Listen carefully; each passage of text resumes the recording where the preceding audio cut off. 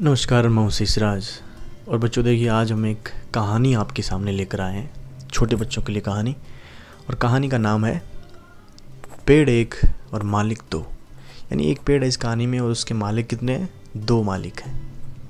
अकबर बीरबल की कहानी है, आपने नाम सुना होगा अकबर का, बीरबल का। नवरत्न थे अकबर के 9, जिनमें से एक था बीरबल। बहुत ही फेमस स्टोरीज हैं अकबर और बीरबल की।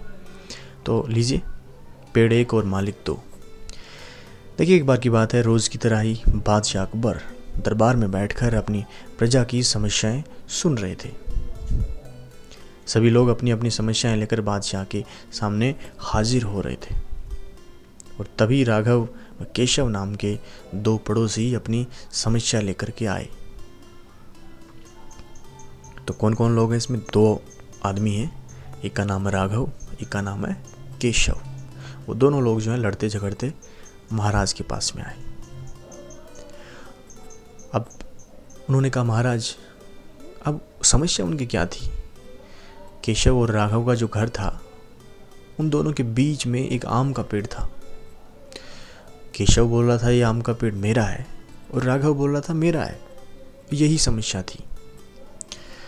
अब अकबर ने ये समस्या क्या किया, उसने, अकबर को समझ में नहीं आया मामला क्या है, उसने बीरबल को सौंप दिया कि बीरबल, ये समस्या आप देखो, आप इसको कैसे सुलझाओगे वो देख लो।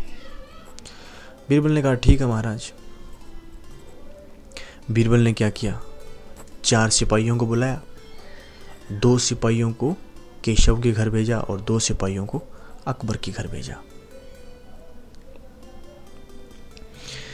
और दोनों को क्या कहा कि जाओ केशव को जाके बोलो कि तुम्हारे जो आम का पेड़ है वहाँ से आम चोरी हो रहे हैं। नाटक किया बीरबल ने ऐसा करने का। और 2 को बोला, आप जाओ राघव के घर, और राघव को भी बोलो कि तुम्हारे आम का जो पेड़ है वहाँ से आम चोरी हो रहे हैं, और ध्यान रहे पता ना चले उनको आपस में। और फिर ये बात कह करके तुम वहीं छिप जाना, और तुम देखना कि राघव क्या करता है, केशव क्या करता है, फिर उसकी सूचना मुझे आकर के देना। अब सिपाहियों ने वैसा ही किया। 2 केशव के घर गए, 2 राघव के घर गए, और दोनों ने ये सूचना दे दी कि आपके घर से जो है आपका आम का जो पेड़ है उसमें से आम चोरी हो रहे हैं। अब राघव और केशव दोनों घर पे नहीं थे, तो उनकी पत्नियों को उन्होंने सूचना दी। शाम को केशव घर पे आया, उसकी पत्नी ने उसे आम की चोरी की सूचना दी। यह सुनकर केशव ने कहा, अरे भाग्यवान, खाना तो खिला दो, आम के चक्कर में अब क्या भूखा बैठा रहूं? और कौन सा वो पेड़ मेरा अपना है? चोरी हो रही है तो होने दो, सुबह देखेंगे।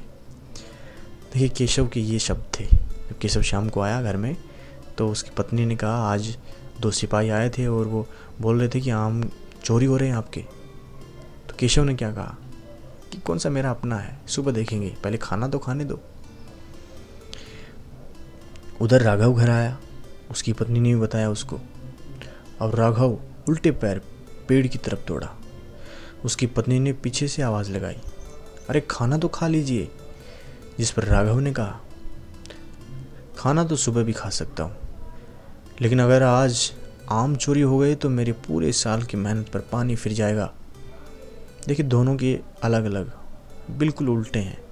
वो खाना पहले खाना चाहता है केशव, जबकि राघव पहले पेड़ को बचाना चाहता है, क्योंकि उसने पूरी साल अब मेहनत की है, जी जान लगा करके। सिपाहियों ने दोनों के घर के बाहर छिपकर ये सारा नज़ारा देखा और वापस दरबार जाकर बीरबल को बताया। अगले दिन दोनों फिर से दरबार में हाजिर हुए।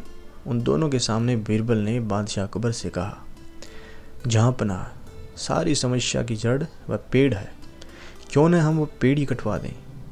न रहेगा बांस, ना बजेगी बांसुरी। बादशाह अकबर ने इस बारे में राघव और केशव से पूछा, इस बारे में आप दोनों का क्या ख्याल है? इस पर केशव ने कहा, हुजूर, आपकी हुकूमत है, आप जैसा चाहेंगे मैं उसे चुपचाप स्वीकार कर लूँगा। लेकिन राघव ने कहा, मालिक, मैंने 7 वर्ष तक इस पेड़ को सींचा है, आप चाहें तो इसे केशव को दे दीजिए, लेकिन कृपा करके उसे कटवाएं ना, मैं आपके आगे हाथ जोड़ता हूँ। तो केशव ने क्या कहा, महाराज आपकी हुकूमत है, आप अगर कटवाना चाहते हो तो कटवा सकते हो, हम तो आपका आदेश मानेंगे, आपका आदेश सर आँखों पर। लेकिन राघव ने क्या कहा, क्योंकि राघव का वो पेड़ था, तो राघव ने क्या कहा, महाराज कटवाने का आदेश ना दीजिए, आप चाहें तो केशव को दे दीजिए, वो खा लेगा इसके आम, लेकिन इसको कटवाने के आदेश ना दे दीजिए आप। उन दोनों की बात सुनकर बादशाह अकबर ने बीरबल की तरफ देखा और कहा, अब आपका क्या कहना है बीरबल। इसके बाद बीरबल ने बादशाह को बीती रात का किस्सा सुनाया और मुस्कुराते हुए कहा, हुजूर, पेड़ एक और मालिक दो, ऐसा कैसे हो सकता है। कल रात हुई घटना और आज हुई इस बात के बाद ये साबित होता है कि राघव ही पेड़ का असली मालिक है और केशव झूठ बोल रहा है। यह सुनकर बादशाह ने बीरबल को शाबाशी दी। उन्होंने अपने हक के खातिर लड़ने के लिए राघव को बधाई दी और चोरी करने व झूठ बोलने के लिए केशव को जेल में बंद करने का आदेश दिया। तो कहानी आपकी समझ में आ गई होगी। इसमें दो आदमी हैं, केशव है, राघव है, पेड़ के लिए लड़ रहे हैं, लेकिन असल में पेड़ है किसका, राघव का है। अब इस कहानी से शिक्षा क्या मिलती है, कहानी कैसे भी हो सकती है, लेकिन उससे शिक्षा हमें क्या मिलती है, क्या सीख मिलती है, वो महत्वपूर्ण चीज़ होती है। तो इस कहानी से मैं भी बताऊंगा क्या सीख मिलती है और आप भी हमें कमेंट करके बता सकते हैं कहानी कैसी लगी और क्या सीख मिलती है आपको इससे।